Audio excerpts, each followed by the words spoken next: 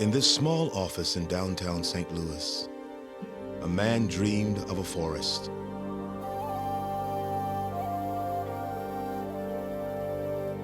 Slowly, quietly, patiently, the forest grew.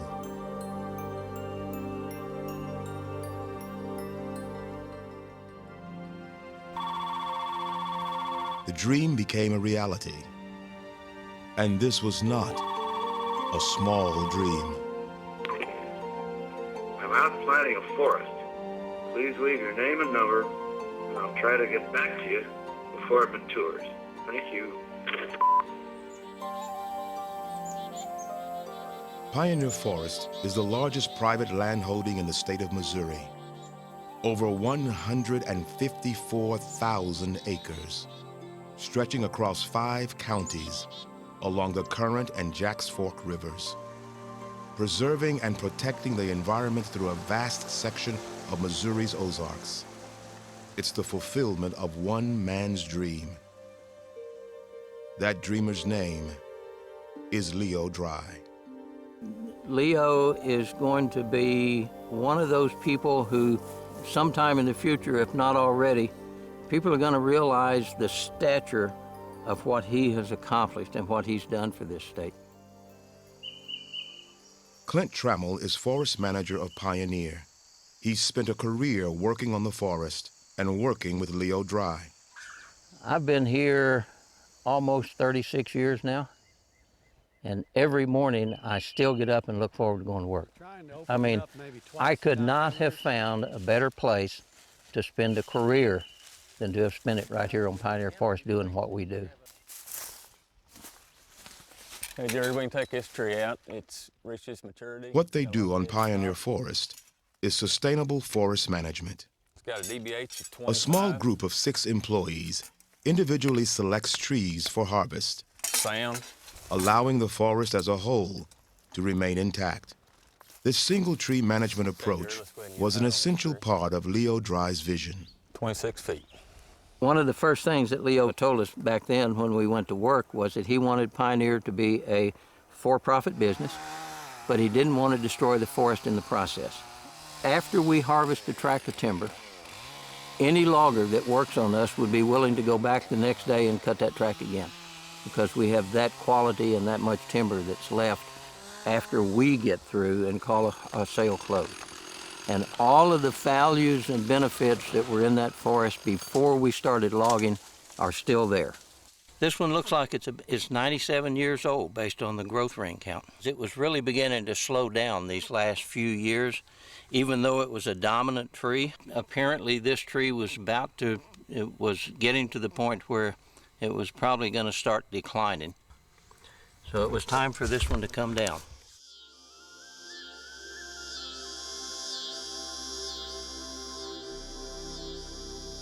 On another section of Pioneer Forest, Chief Forester Terry Cunningham and LAD Foundation staff member Greg Ifrig discussed the long-term benefits of single tree selection. You know, there's a remarkable thing about the uneven age management is we still have a forest here, maintain our woodland character, even though we've been harvesting it here within the last 2.5 years.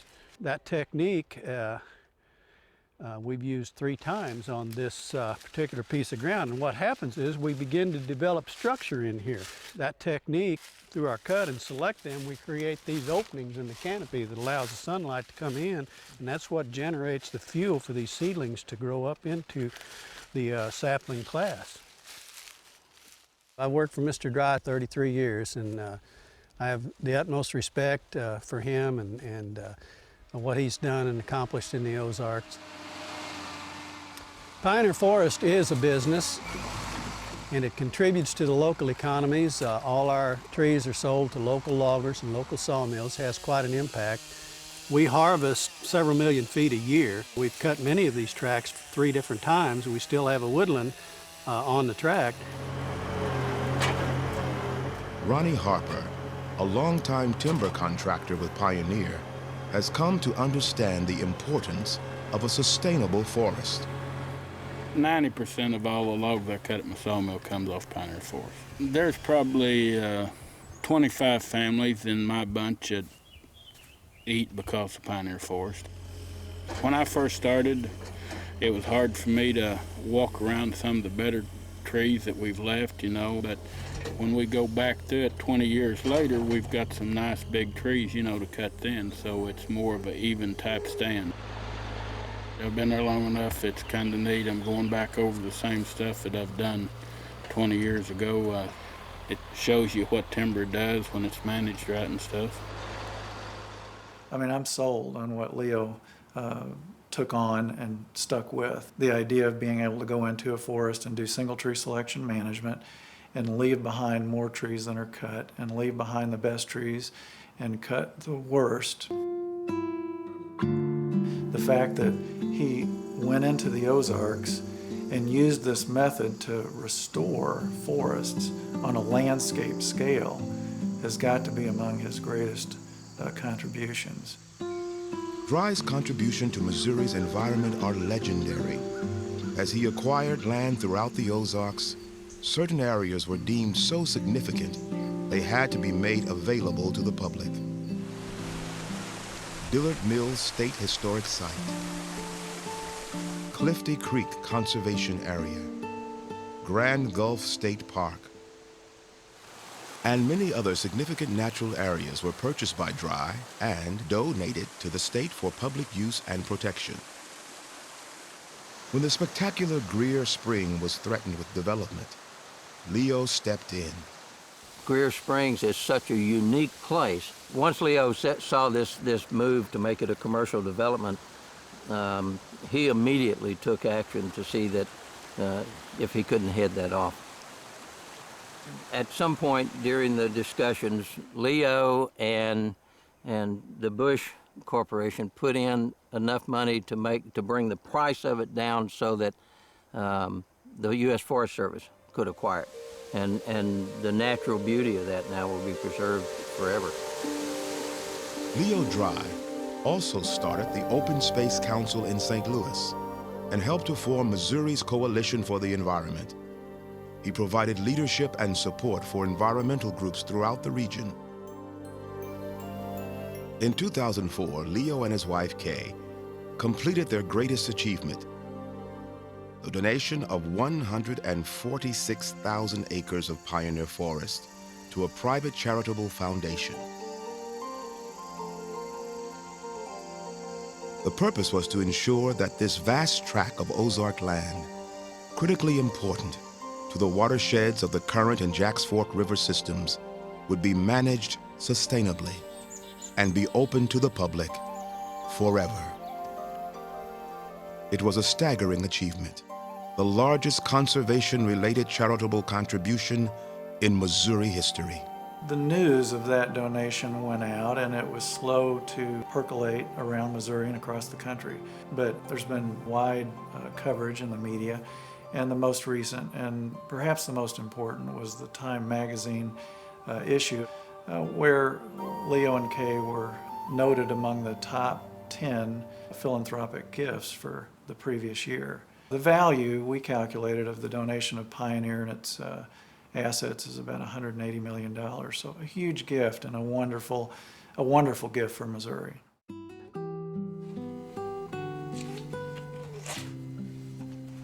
Many of Leo Dry's battles are behind him now. Over 90 years old, Leo and his wife Kay continue to live in their modest St. Louis home. But when reminiscing about the Ozarks and Pioneer Forest, Leo still has a twinkle in his eye. It's the look of a man whose dreams have come true. I get too much credit for doing just what I wanted to do. That's all. All I was doing was what came natural. I was trying to put together this demonstration area that would show that you could manage land through individual tree selection and not go broke in the process. So while I was putting Pioneer Forest together, I was running around in the backwoods country and meeting people and enjoying those people there. Had their feet on the ground and enjoyed getting to know them. I enjoyed hiking in the forest, and I certainly enjoyed canoeing the clear Ozark streams, which were running clear and full because of the way conservation department was beginning to get the woods fires under control. And well, they say I get credit for doing what I wanted to do, which I enjoyed doing. Integral to Leo's accomplishments has been his 50-year marriage to his wife, Kay, an environmental activist of note in her own right. Kay continues her work protecting Missouri's environment. When I met Leo, I met him at a wedding, and I said, "Oh, do you have a tree? I'm a tree worshiper." And Leo looked at me really strangely and walked away, and that was our first meeting. You know, I did love the out of doors. I had had virtually no camping experience as a child, but I really loved trees and clouds and just open space. And I guess, you know, politically we agreed on things too. Leo was a political animal when I first knew him. He still is. History remembers great men by the deeds they've accomplished. In Leo Dry's case, it's a staggering legacy.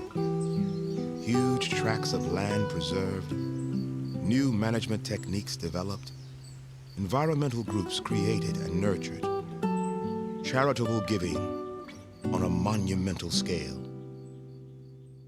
Leo Dry was a dreamer. His dreams were larger than any of us could imagine, and he had the drive, persistence, and creativity to make those dreams come true. But there is another more subtle measure of great men. It can be found in the hearts of the people around them. You know, if I hadn't have taken this job with Pioneer, I would never have known what I've missed. But having worked with Leo and knowing the quality of the man that he is, I value every day that I've worked for him. His values, his long-term vision, his dedication to the natural resources of Missouri has made this one of the most enjoyable experiences I think I could have ever had.